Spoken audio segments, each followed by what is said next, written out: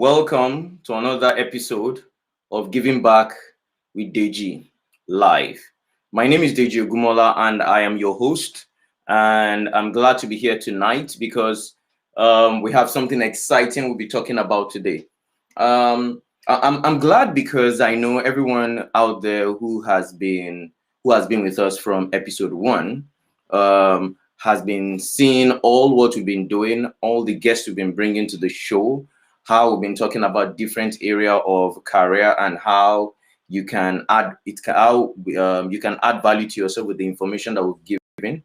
We've had episode where we talked to HR professionals. We've had episode where we spoke about for student migration abroad. We've had an episode where we talked to health and safety professionals. We've had an episode where we've talked about taking up a career or starting a business from the comfort of your room and learning from people, and you begin the kind of business that you like. Today, I'm bringing a friend who I've known for a while now in the medical field. Now, the information we've shared out to everyone is on how technology and the medical profession have united together. And today we'll be talking about medical profession.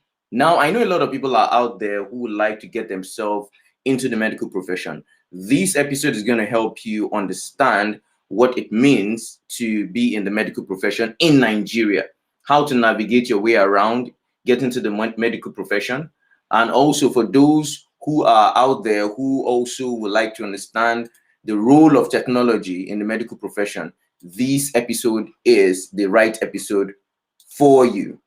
All right, so I'm going to be introducing a friend.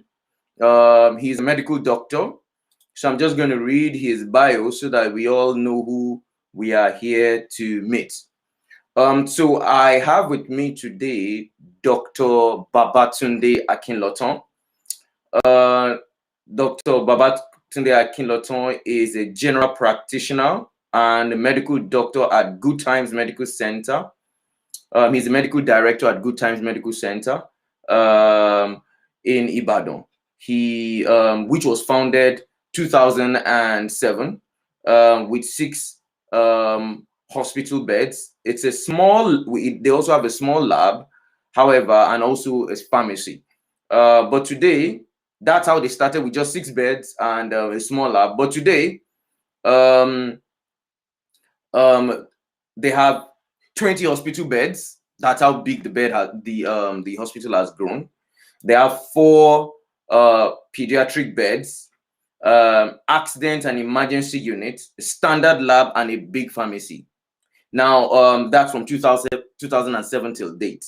As part of the medical knowledge, he's also a writer, and he'll be launching his first book in 2 weeks' time. I know we'll have some time to talk about that also. Also, he is a lover of science fiction, and crime novel. Well, just like the way he investigates the human body, he's also read about stuff like this. I've known Dr. Tunde Akinlotan for close to 11 years now, and I know him as a very sound person. Trust me when I say I'm bringing sound people over here. So he's here to talk to us about the medical profession, how young people who like to start their profession as in the medical field they understand how they can navigate their way up there, and also for those who like to start their own start their own hospital. This is the person to listen to.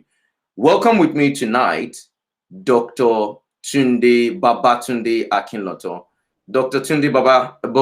Babatunde Akinlotan, thank you very much for joining us tonight. Can you hear me loud and clear? Yes, sir. I can hear you loud and clear here. Thank you very much for joining us. Thank you so much for joining us. Really appreciate your presence tonight. And welcome to Giving Back with Deji. And thank you for honoring the invite to give back to people. I know there are a lot of people out there who have a lot of questions about the medical field. There are a lot of things people like to know about the medical field. And I know that you're the best person that they can speak with. Now, if everyone have observed in Giving Back with Deji, we've been bringing very young people. Now, the reason why we're doing that is because if you're a young person out there and you need someone that understands exactly what is happening with your generation, okay, should be a fellow young person like you who is making some form of progress. So please take it from me, when I bring people like this, it's for you to get learnings. They've made mistakes by themselves also. They will share some of their mistakes with you. Dr. Tunde, thank you for coming. Yes, sir. Yeah. Good evening, sir. So, and good evening, yeah. everyone at home. Yes. So before we comment, I'll just like to share with everyone out there. Please, if you're watching live, please will advise you share this link. Let people see what is happening. Let those people who like to learn. You have a young person at home who doesn't understand what it means to start a medical career, or who aspires to be a doctor in a few years. Please, that person should be watching these program.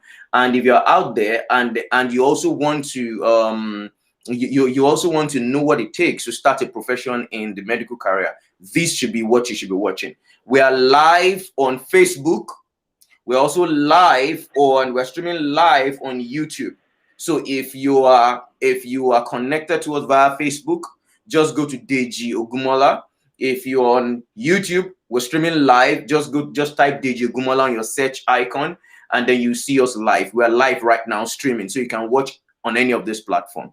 Dr. Tunde, so I'm going to throw the first question to you. Who is Dr. Tunde Babatunde Akinlotan? Yeah, thank you. As you said correctly, I am a medical doctor, general practitioner, the medical director of Good Times Medical Center, which was founded in 2017 as a very small place. But today we thank God that though not where we are going, but not where we started from, there has been a lot of improvements. And I mean, I love science fiction and technology. And presently, I'm launching my first science fiction novel, which also includes crime very soon. So about me, I have this passion to become a medical doctor. Though delayed, there are a lot of delay that we'll talk about later. But here I am today as a medical doctor. Yeah. So in Thank short, you very much. Yes, sir. Thank you very much for giving back. Really appreciate the fact that you are here tonight. Okay. I know out of your busy schedule, I know how many patients would like to see you right now, but we are taking 1 hour of your time. I know how busy you are. Okay. So I know exactly how busy you are, but I would like us to just go hit it hard. So what does it mean really to be in the medical profession? Please, just wanted to share. I always liken being a medical doctor to actually saying you have a call. Medical profession is actually a calling. So for anyone who wants to be in the medical profession, there is one thing you should first realize. Medical profession is actually going to cut down or even take over your social life, especially in developing countries like Nigeria. Where you have a doctor to patient ratio of almost 1 to 4,000 or 5,000. So you can imagine when you sit in your office and you have like 1,000 patients that wants to see you. So all it's time consuming. It takes dedication, especially in this part of the world, in Nigeria, where a lot of things are not going the way they should. Most of them are not on NHIS. Most of them don't have insurance. Some are poor. Some are rich. So it actually takes dedication. One, then it takes you knowing that you are actually here to help people. There is a mind focus that should be in your mind when you actually want to be a medical doctor, or you are or you will soon become one. Is you are actually going to serve humanity. True. So the mindset must be there. So Yeah, go All ahead. right. Go ahead. Sorry. Okay. Many people might say that they want to come to medical profession because they want to get rich. I Yeah. always give them a very simple answer. If you're a medical profession because you want to get rich, you've chosen the wrong profession. Hmm. Medical profession, you must have the passion for it. Because what actually will make your patient, will make you retain your patient, and will make them come to you. It's not because you build low or you build high. It's not the building. The building attracts them, but who you are keeps them. Yeah. They, they must be able to develop confidence in you. They must be able to develop to love the way you attend to them.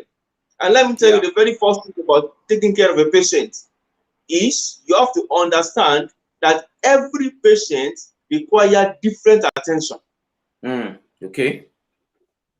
All right, sir. Okay. I think I Yeah. should move on next question. Thank you so much. Thank you so much for that insight given. So what I pick from you is that the medical profession, first of all, you must see it as a call. Okay. Exactly. So you do not have a time of your own. Your patient's time is your time. And Yes. also, you also mentioned that you should not get into the medical profession because of the finances, because you might not get it. Exactly. And Yes. also you mentioned that it's something you must be passionate about, right? Exactly. Okay. Now, we have a lot of people who say, oh, he's saying this because he has the money in his pocket right now. Because a lot of people say, oh, do things about the passion. When people say do things about the passion, everyone assume that it's because you have the money. That's why you're saying that. So let's start from the scratch.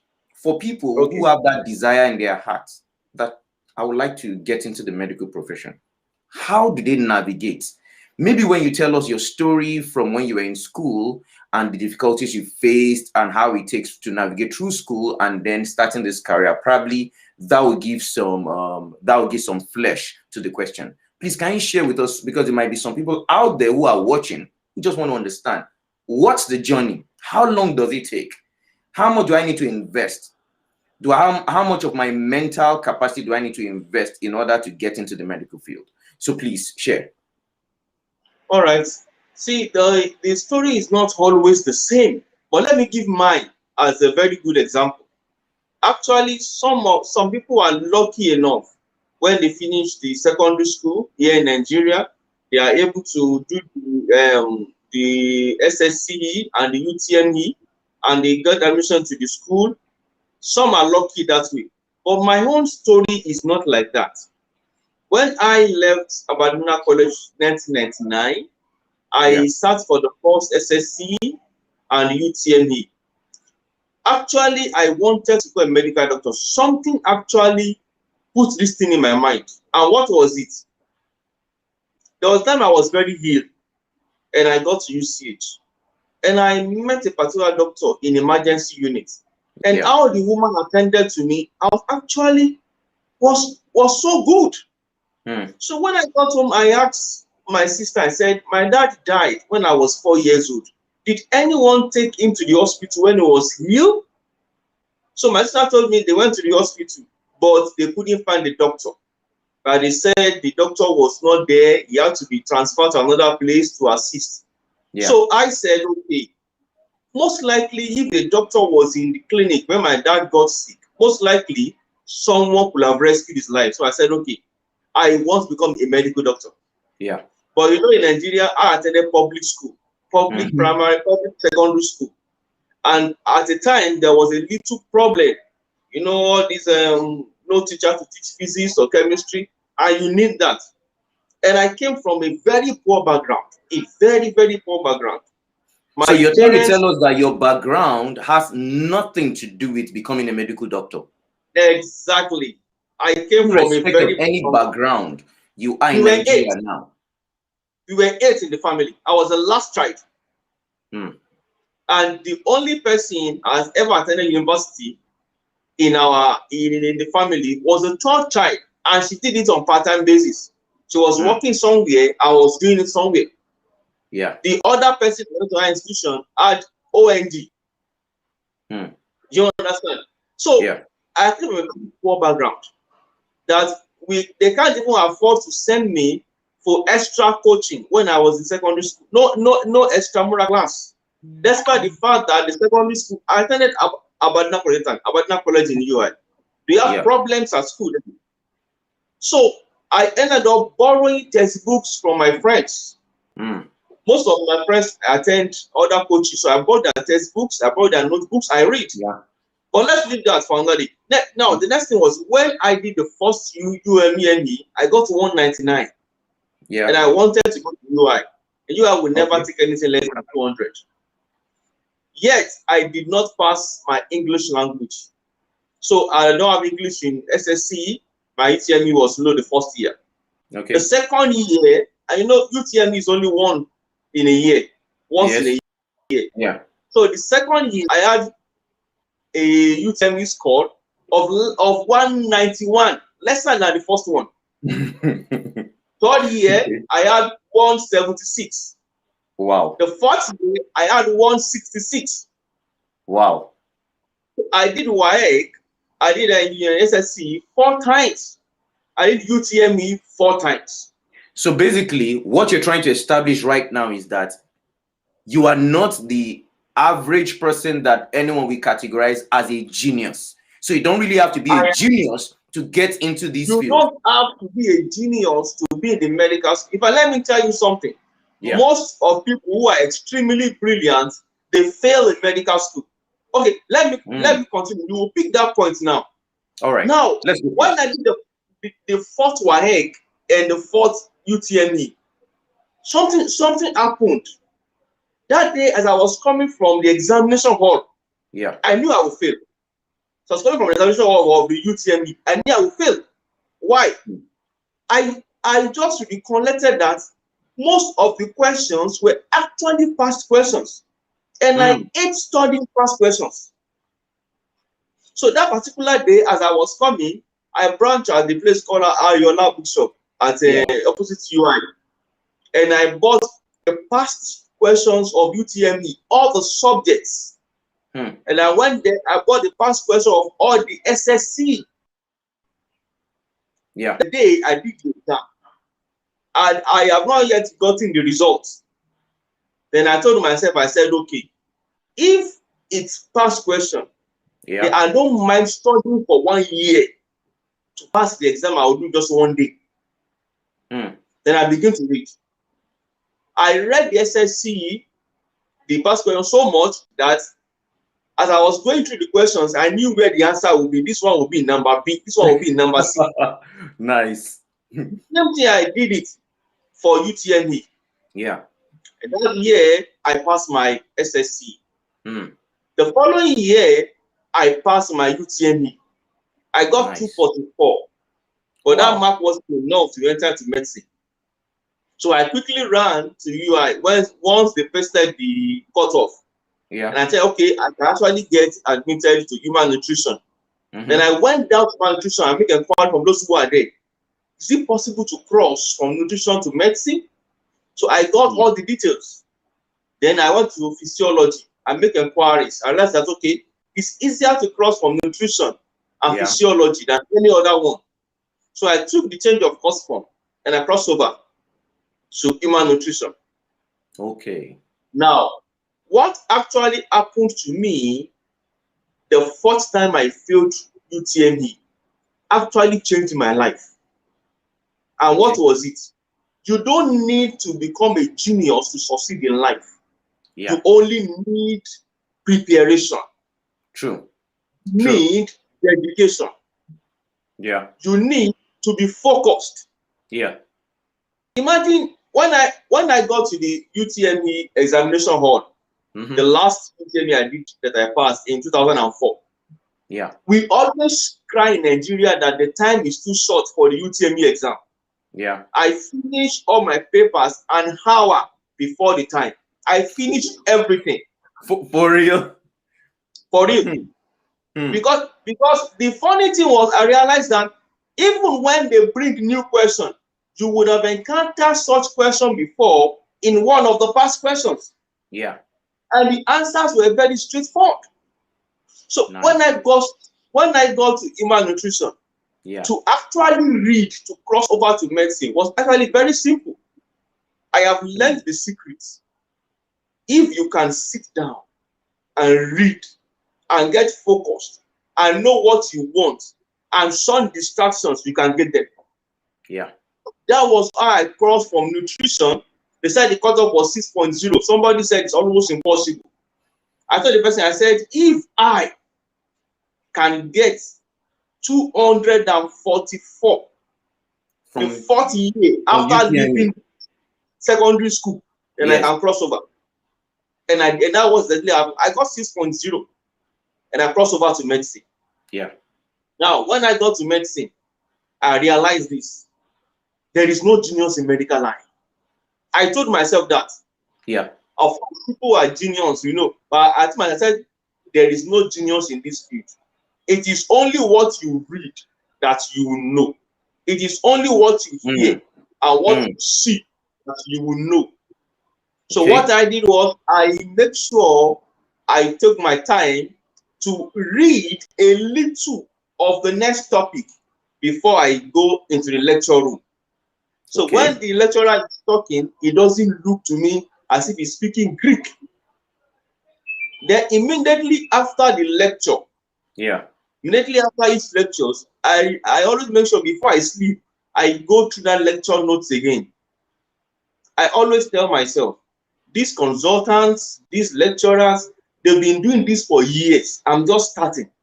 So I would always want to understand what I was being taught by them, then go to the textbooks and add a little more to it. Okay. And So I then would I like let me. so I would like to Yes, sir. confirm. I would like to confirm, please. So I studied industrial chemistry, and I had a lot of friends that studied medicine in the university I went to, and I practically saw medical students struggling. Right? We knew a lot of people who did their first MBBS and dropped. By the way, we knew people who did the second time, did the third time. I think then in my school I heard that you do the third time and then you're out of it. And I saw a lot of people dropping out. A lot of people got into depression. I knew some people who dropped out from school because of fail. And that made the medical profession very scary for anyone to get into. Please, I need you to debunk that fear before young people who are out there in Nigeria who aspire to be medical doctors, or some people who are in the medical profession right now, or sorry, people who are students right now in the medical field and have that fear that if they do not make it, that there will be nothing in life. Please, I need you to help debunk and how to make it easy for them to navigate their way around school before we go into the proper career. Yes. Actually, the truth of the matter is this. Once you have filled your form to become a medical doctor, the first thing you should know is this. Medicine is like you are trying to discover something. There is no one who tries to discover something by sitting at home. The Okay. more you can make research, the easier it is for you to discover what you want. Yeah. I realized this when I failed my last SSCE and my last UTME, that actually, if anyone can sit down and read, the secret of medicine is hidden in reading. So All what you spending need to know is read. more time studying and studying. Okay, let me make it easier. I will tell you that there is this book we read for gross anatomy. It is called Kate Moore. I read Kate Moore more than 10 times because Wow. I always tell myself that you are not a genius, no photographic memory. But if you read it over and over and over again, it will stay. Yeah. It got to a time that in examination hall, when I see these slides, I know exactly what they mean. I know where they pick them from. So that is the secret. Don't try to see in mathematics. Once you know the formula, you can go out and play. Yeah. Then come for the exam, apply the formula and pass. Yeah. It doesn't work that way in medicine. In medicine, you have to read it over and over and over again, then it will stay. If you want to crash read, there are many things to learn in medical and in medical. So Even ordinary terminology.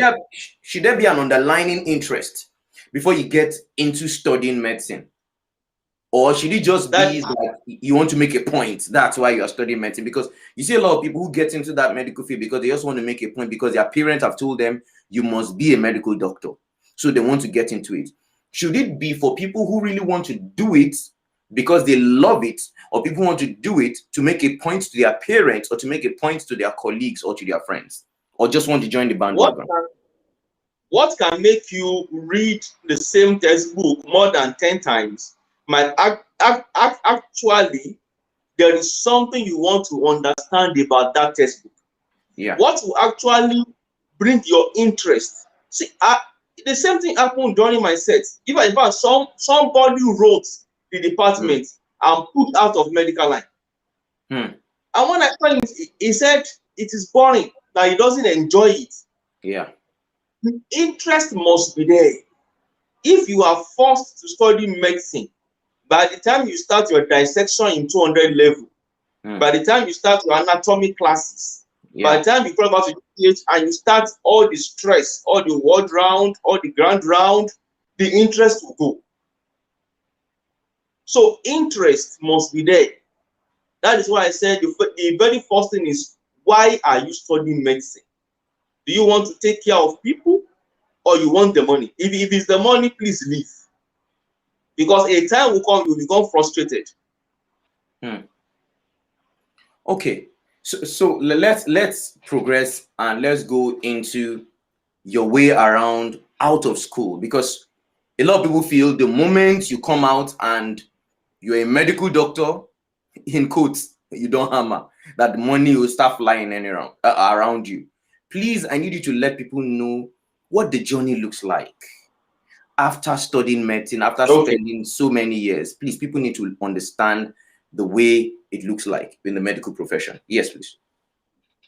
When I was in my final year in medical school, the 600 level at UCH, I had this let me call it daydream, that once I finish from the medical school, it's either I get a job with one big organization, so and after that go for my residency program, become a consultant. But you know, there is, if wishes are horses, beggars too will ride. In fact, some beggars will have like 4 horses. But immediately I left the medical school, my eyes opened. Since outside the medical school is a pure different world. Now, to see it and actually pass the exam, the residency exam, is actually another tug of war entirely. Then to actually get a job after, let's start from this way. But by the time you finish, we have extremely few teaching hospitals that have vacancy that can actually accommodate house officers. So you start from looking for a place to do your house job. It got so bad in my time that some people were actually doing house job for free.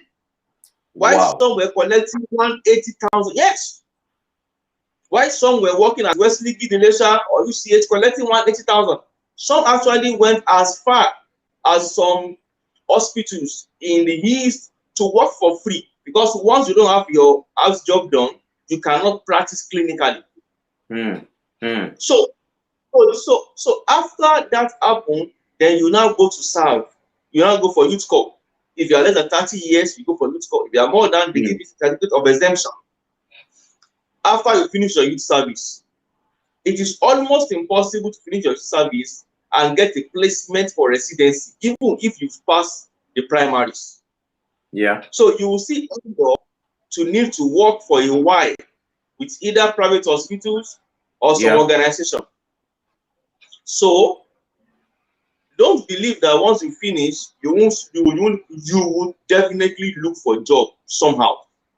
In fact, getting placed for residency is actually a tug of war presently in Nigeria.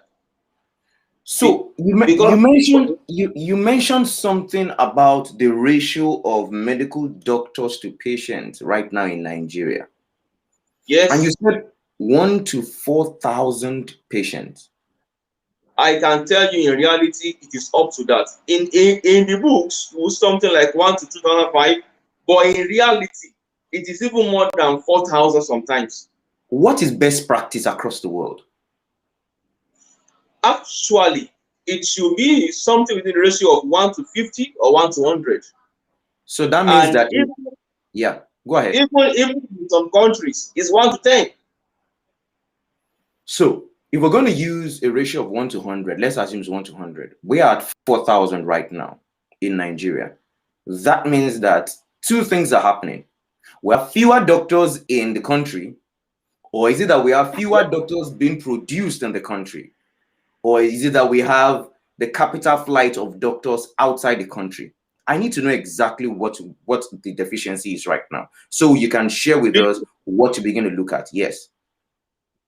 the two, actually, medical practice in Nigeria have been existing since, let's say 1960. We've Yeah. been producing doctors in Nigeria since 1960. Mm-hmm. My own number, my own number is number 66,000. Okay. Yes. Now I just employ a doctor now, and I saw his number as number 88,000.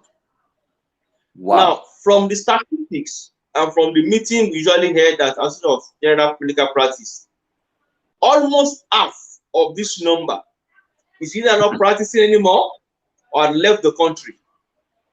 The ratio at which doctors leave Nigeria is alarming. I can tell you that almost every month, at least 20 to 30 doctors leave Nigeria. Anyway, for obvious reasons, we know why they will leave the country. So now Exactly. that leads us into, now we have a doctor to 4,000 patients. Obviously, that number might even be higher. So why we had this discussion was the only way we can reach out to the number of people out there and they can get the needs will be to use platforms, technology platforms. And I know you are Exactly. the forefront of some of these technology platforms to make this happen. Yes. Please, I need you to just talk about this technology and how technology can affect the medical profession. Because right now, the fact is that we know that a lot of people who have underlying sicknesses that are not being treated, they are not checking, they are not getting any information in Nigeria. Why? Because accessibility to medical doctors like you are very, very tough. I know what it took me to get you to be able to come for this event for 1 hour. So I know exactly how very tight your schedules are, because I know you might have a lot of patients who are piled up waiting for you. Please, can you share with people out there the role of technology in the medical profession right now in Nigeria and how we can solve the problem of people who are out there who need medical attention but cannot get it? All right. Thank you. During the last COVID pandemic, I actually raised a point during our meeting at the national program. I actually raised the issue of a telemedicine where people will be at home and they can actually consult. It's met with a lot of discussions, a lot of obstacles. Then later on, somebody came with the idea and said, see, even in advanced countries, they use this electronic medical record where people's documentation are online, so Yeah. that if someone is actually supposed to see you by 8 o'clock, you can schedule a meeting for the person by 8 o'clock. So you reduce the number of people that come to the hospital at the same Yeah. at once to Yeah. prevent COVID spread, and at the same time you are able to attend to more patients Mm-hmm. effectively. So that actually brought the idea to Nigerians, actually to doctors, that we need electronic medical record. Yeah. Now, part of what has actually solved that is bridging this gap now is the use Mm-hmm. of electronic medical record. For example, now in my hospital, we can actually schedule you to have a lab test at this time and this time. Yeah. Now, if the patient load, we can actually schedule you to have the investigations done in another center, another general laboratory centers that are actually government approved. Yeah. And once that is done, you have a code to enter into our website, Yeah. into our program, and chat with the medical personnel. So it will be as if you are sitting right in front of me. You are able to input all the profile there, and because those laboratories, apart from giving you the hard copy, they also send the soft copy to us. Yeah. So once we get the soft copy, you can actually log in into the application and chat with us. No, we see the results, we ask you some basic questions, then we place you on medication and fix you another time. Now, except it is necessary to come to the hospital. Okay, we need to see you for checkup or follow-up. That's only when you can come. So with this, instead of an average of seeing, let's say 25 to 30 per day, with this technology of EMR, chats, video calls, you are able to attend to sometimes more than 100 per day. Because while you are seeing patients sitting, another person is attending to them online. So some of the challenges that I know that, or some of the things that some medical doctors out there might have at the back of their mind is they make more money when they have inpatients. And now you're talking about the method where they can give support to patients from the comfort of their home using technology. Now, some medical practitioners, we feel that if people don't come to my bed and stay in the hospital, then I'm not making so much money. So, but you are telling us of using the platform, and that platform will make you scale. Would you say that the bottom line, let's assume for the bottom line for private practice and the others, do you think using the technology platforms will affect your bottom line negatively, or it will affect it positively? Okay, actually, let's think like, okay, let me bring this as a businessman now. Okay. If you come to the hospital and I see you and I consult you for 1,000 naira, yeah, and I'm able to attend to 20 patients per day. Now, through the online platform, if you want to talk with the doctor, you are going to put in your card number, 500 naira you remove. Do you understand? You pay 500 naira to chat with the doctor, to have everything done. And you are able to attend to 50 or 60. Sometimes 100.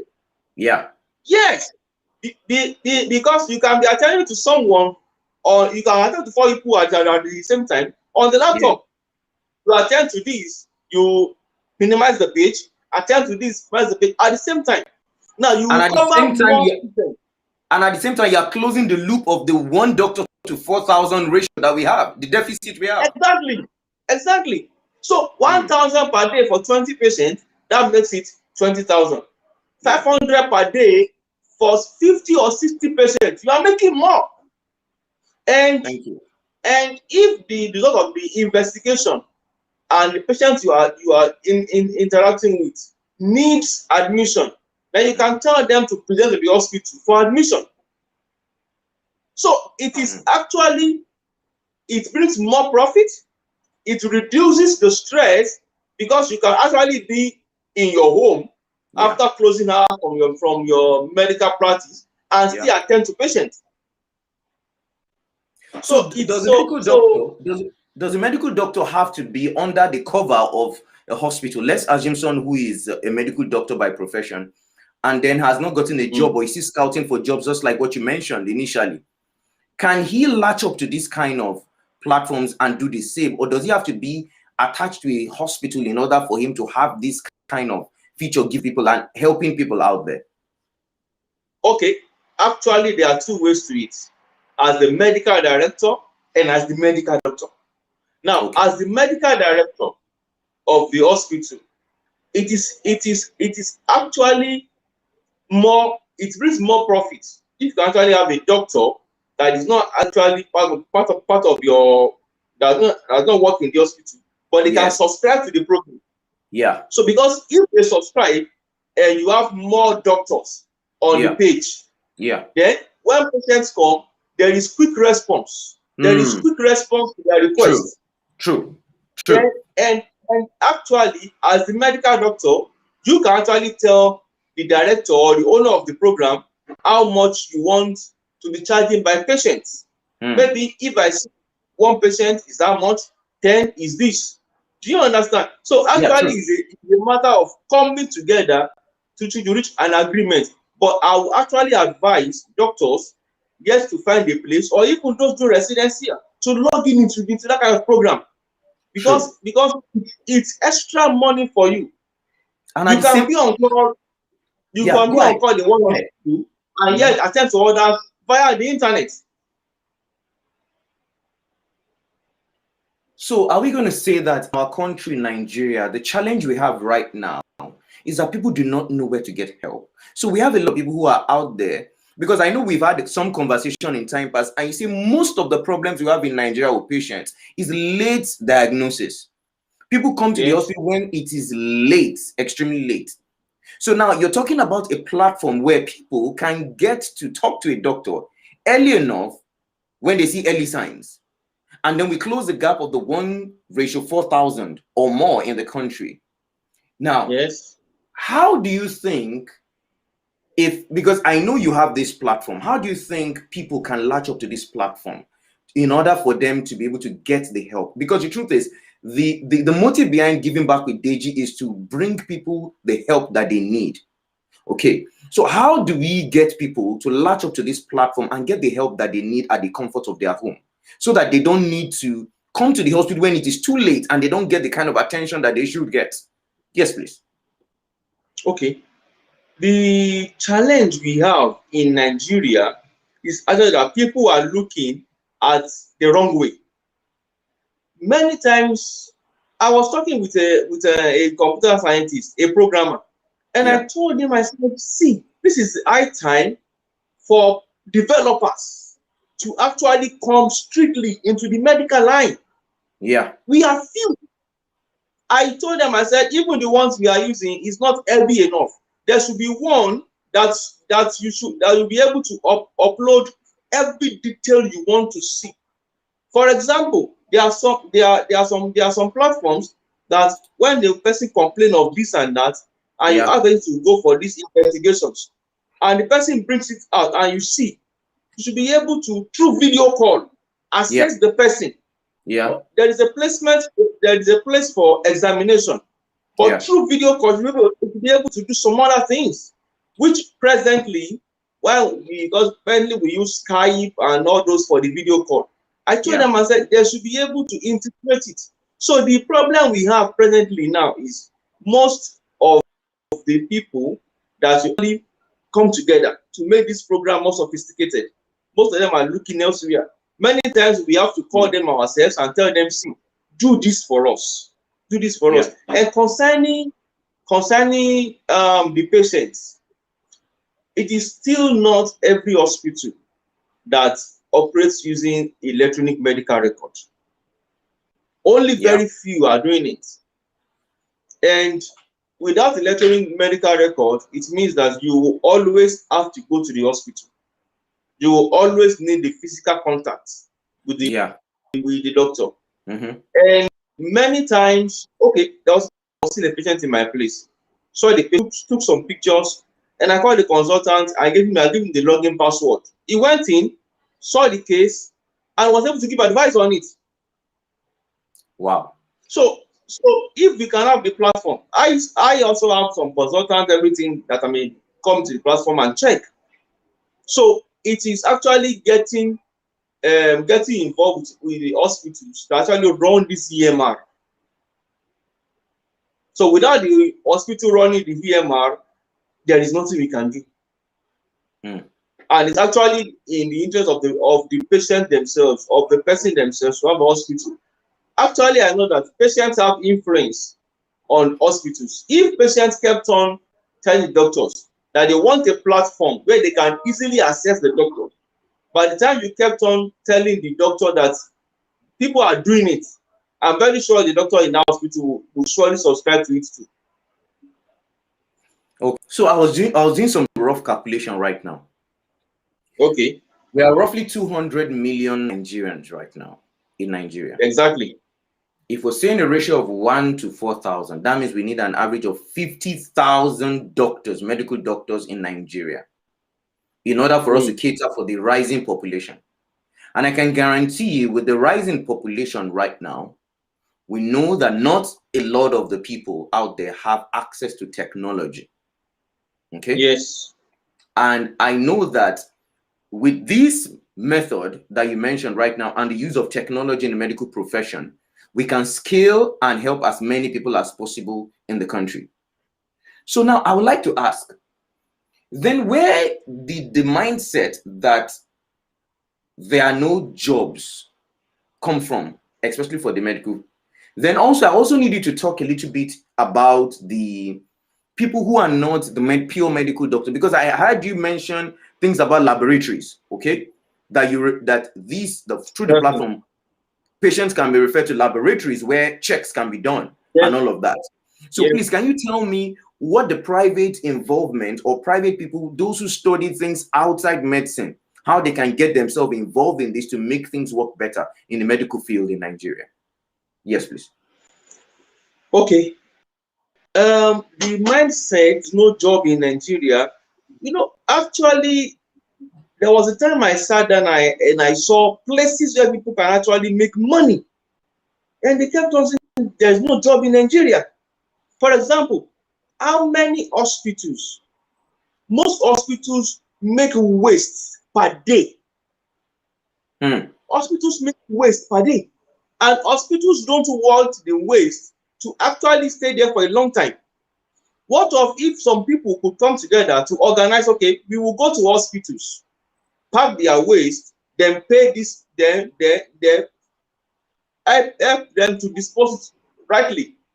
So many hospitals have to wait for weeks, for months, before we see people that will come from the ministry or from the state government to come and clear that. That's one. Secondly, most of the time, most hospitals will actually have to send someone from the hospital to purchase drugs and something for them, or we have to meet with the owners, what's it called, the marketers from different companies to buy drugs. Yeah. What are you doing as a young undergrad or as a young person at home? You can actually go to the hospitals. You can go around, ask for the price by which they sell these medications. Put your own price, submit them to hospitals. They will call you to deliver. You make your own money. Many times I've seen hospitals that they will have to travel as far as Lagos to buy some equipment. They have to travel very far to buy the equipment. Why not drop your CV Quotation, with them? like what? Yeah. You can see them in getting many things they use. There is work in Nigeria. People are just not looking at the way to make the money. Now, for others who are not actually medical doctors, for lab scientists, there is something I was discussing with a friend of mine. He's a medical lab technician, and I told him, I said, many times it is impossible that the hospital will be able to afford to buy all the machines you need for investigations. Yeah. So what did we do? They submitted a price by which they can run the tests to us. We have the price. Yeah. And we know the investigations they run. So when the patient either come or the patient subscribe to the online platform, I will need to run some tests. We actually ask, which area do you live? Okay, I live around this area. Okay, do we have a lab that run our tests at this area? If it's yes, we'll refer the person to the nearest lab in that area, because we don't want to stress our patients too. I have labs at Olodo, I have labs at Iwo Road, I have labs in different places in Ibadan. So once they come, okay, go to this place and run this investigation, and immediately we send that thing. The lab also receives that, okay, this person is coming at this date, at this time, to run this investigation. So you can see the networking. Yeah. So once the person gets there, gets the the test done, before the person even gets home, sometimes the result comes to us. We see the results. We are able to talk with the person, this and this and this. Now, the only aspect we are looking at now that we are trying to work on is what of if, let's say the person does a culture and there is a particular medication that the person needs and we don't have in the hospital. We are trying to network pharmacies too, or drug stores where you go to this place and get this medication. Yeah. Hello? I'm with you. I can hear you loud and clear.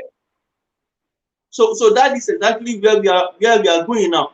So I think the time has come in Nigeria that we have to sit down and see how we can make medical care easy for the patient, and at the same time how we can make money. Because instead of you sitting down in your drugstore or chemist or anything, not making any sales, why don't you approach the hospital nearby? Which medications do you normally refer people to buy from outside? They tell you which medications. You have them in your store. You add your own price. Yeah. By the time the doctor has run the investigation, even most of the time, online patients, they may not come to the hospital because they believe if you go to the hospital, they will pay for another consultation. Yeah. Now they've paid online. That's why they go to this so and so pharmacy and purchase this medicine. You refer them to it. Patients will go to the pharmacy because you actually told them to go there. And they believe that you actually went there, you actually told them to go there because you trust that their medicine must be original. True. People are afraid of buying fake drugs in Nigeria. True. Yes. So look at that. Many times I walk around. Out there. I think we just need to maximize the opportunities out there. So exactly. I would like to throw a question at you now. The question is, as a medical doctor, what would you say has been your learnings or the mistakes you've made that you would like younger people who are aspiring to be like you out there that you need to know? And what advice will you give a younger Dr. Babatunde Akinloton who is looking out and saying, okay, I would like to, what are the advice or what are the learnings and mistakes you've made?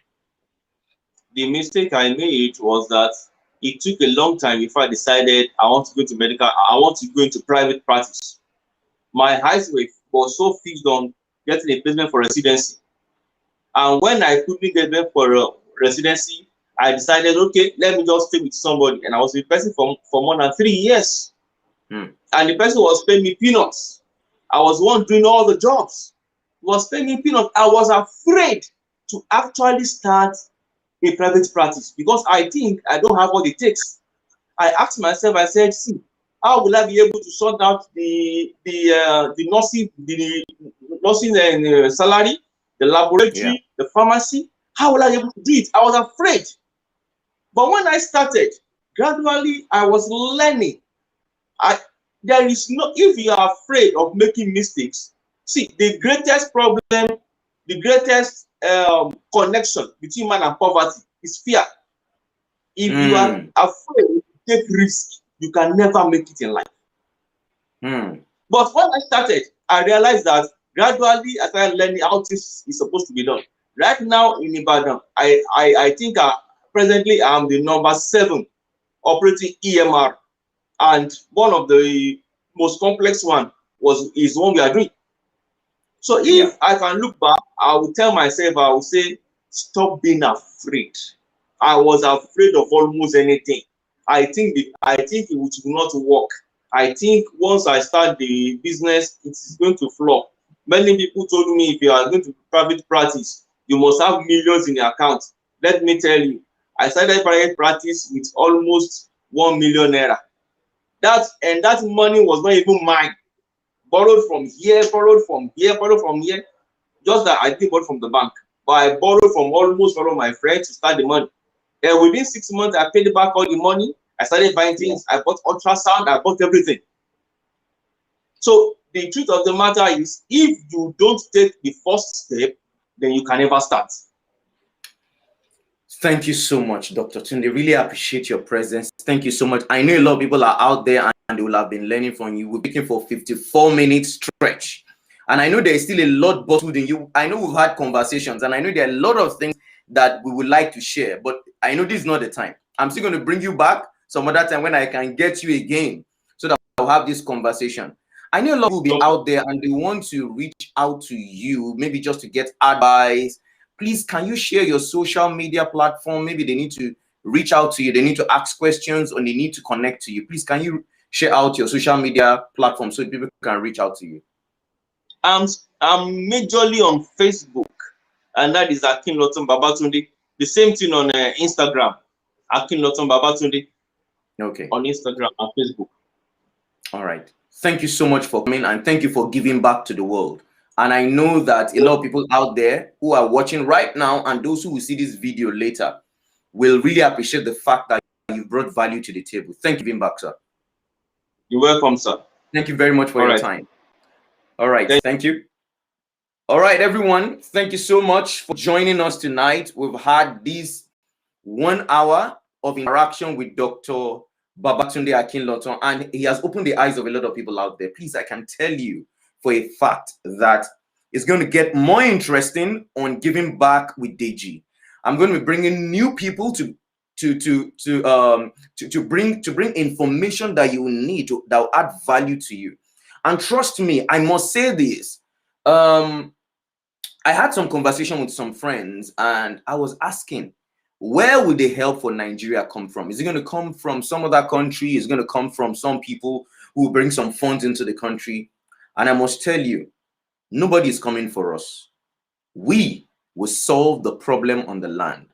And the more the problems are, the more the opportunities are. Please, I need you to take advantage of these Giving Back with Deji platform that we've made. Next week, we're going to have another person who is going to be giving back to you. Please utilize this information to add value in your industry. Thank you very much, everyone. Until next week, this time, 7 p.m. to 8 p.m., join us with Giving Back with Deji live. We'll see you next week. Bye for now.